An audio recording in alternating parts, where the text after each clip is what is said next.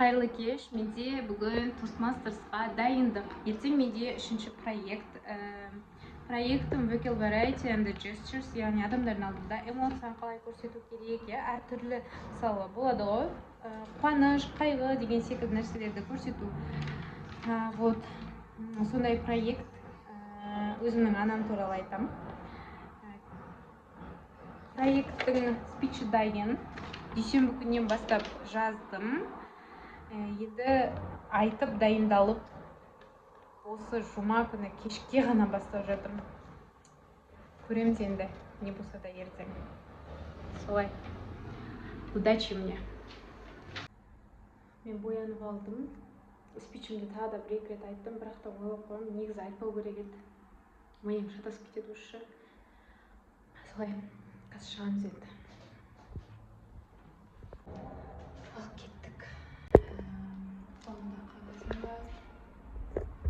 Look of the day болады.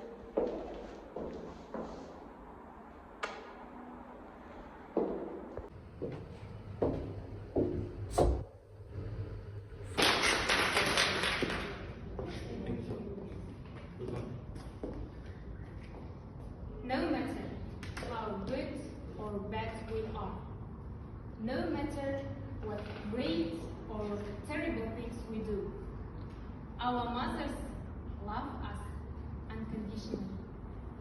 Even if my mother doesn't tell me how she loves me, I can feel it.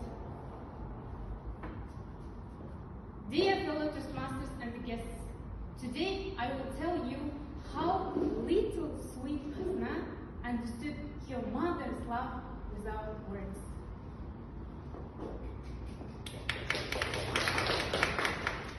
I was the first child, the long-awaited baby in my family. Of course, traditionally, I was raised as my grandparents' child. From the first day of my life, I was given to my grandma. And she fed me, took care of me, and gave me all her love. She would often tell me how she loves me. She would often tell me how jealous she was of my mother.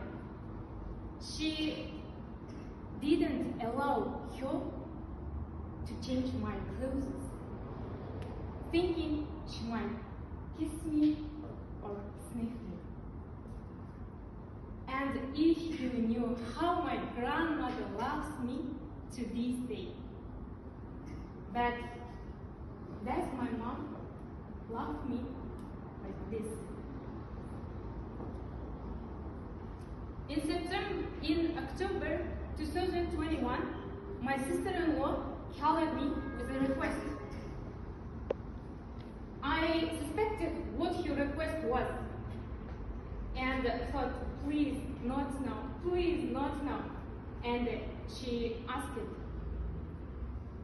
can you take care of your nephews on Monday? I need to go to the hospital with my youngest one. I wanted to refuse it, feeling something might happen, but there was no way out.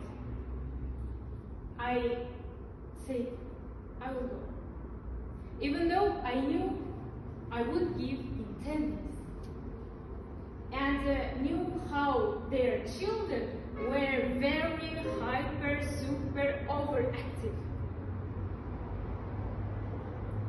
So,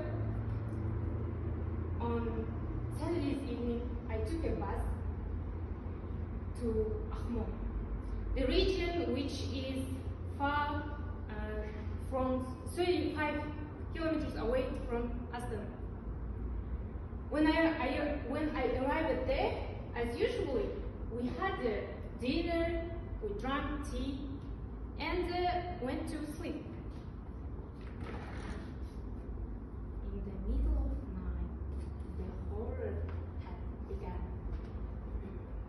At 4:15 a.m., I woke up with slight pain in my stomach. Oh my God, not now, please, not now, please. I thought. by 4:30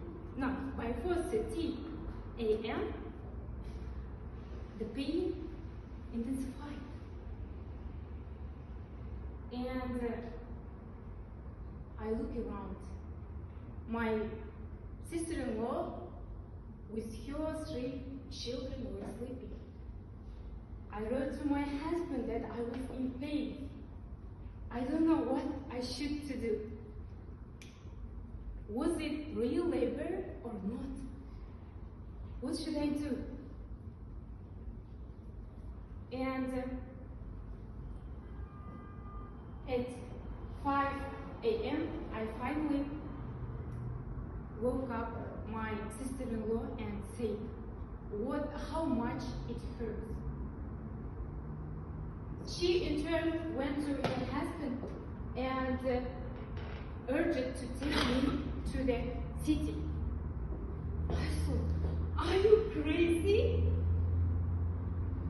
I and my brother-in-law in one car. Could you imagine? When I couldn't stand on one place, can I sit in the car calmly, even with my brother-in-law? But God truly exists. My brother-in-law said, let's get an ambulance. Oof. And before the ambulance came, I was feeling acute, agonizing, severe, unbearable pain in my stomach. When it came, I couldn't stand. And when I remembered that we were on the 5th floor with no elevator, I wanted to cry. Thanks to male nurse, I reached to the car. And on the car, on the way to hospital, I pulled myself together. Consciously, I pulled myself together, and it was the longest journey in my life. At 6:30, we were at the hospital, and the doctor examined me and said, her baby's head was protruding.